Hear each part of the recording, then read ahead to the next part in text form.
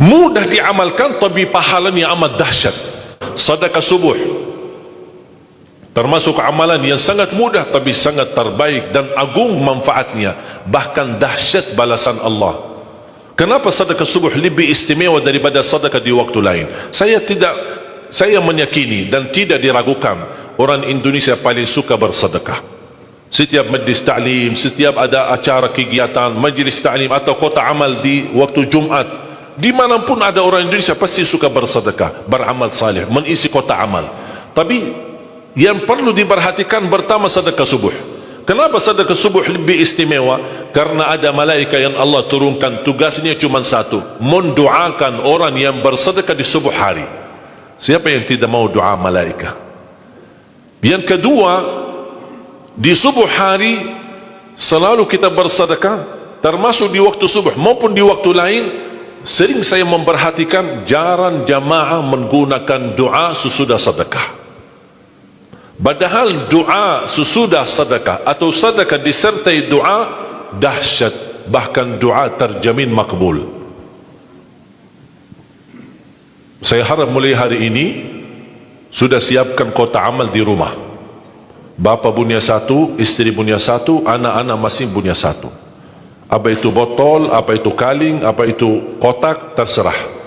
Setiap waktu subuh sebelum beraktivitas isi sedekahnya. Kalau bisa isi disertai doa, pasti banyak hajat bapa ibu. Ya Allah, dengan berkat sedekah ini sembuhkan kedua orang tuaku kalau sakit. Ya Allah, dengan berkat sedekah ini sembuhkan penyakitku, sudah lama saya menderita sakit belum bisa sembuh. Ya Allah, dengan berkat sedekah ini karuniailah kepada aku dan keturunanku menjadi penghafal Al-Quran. Ya Allah, dengan berkat sedekah ini berikan kemudahan bisa ke tanah suci haji dan umrah dan ziarah Nabi Muhammad sallallahu alaihi wasallam.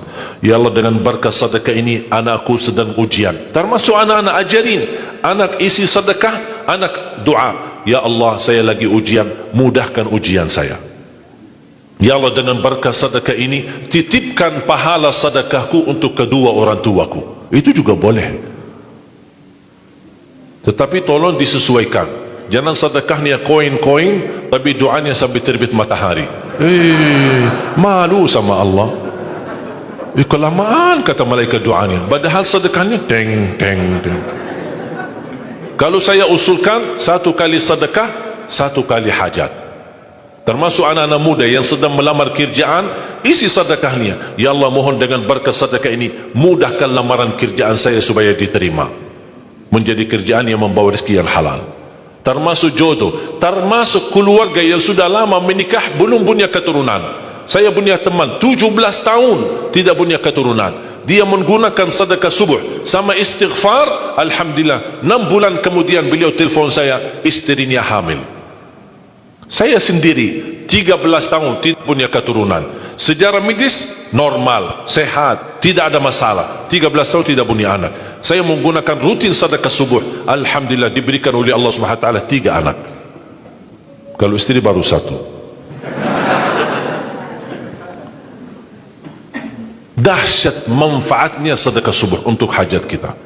Kapan saja bapak ibu bersedekah, jangankan hanya sedekah subuh, kalau bisa sedekah subuh menjadi amal ibadah yang tetap.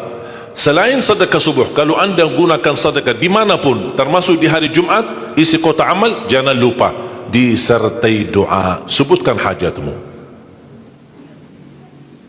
Siap? Kira-kira mudah? Apa yang saya berikan bisa difahami? Mudah diingat? Mudah dihafal?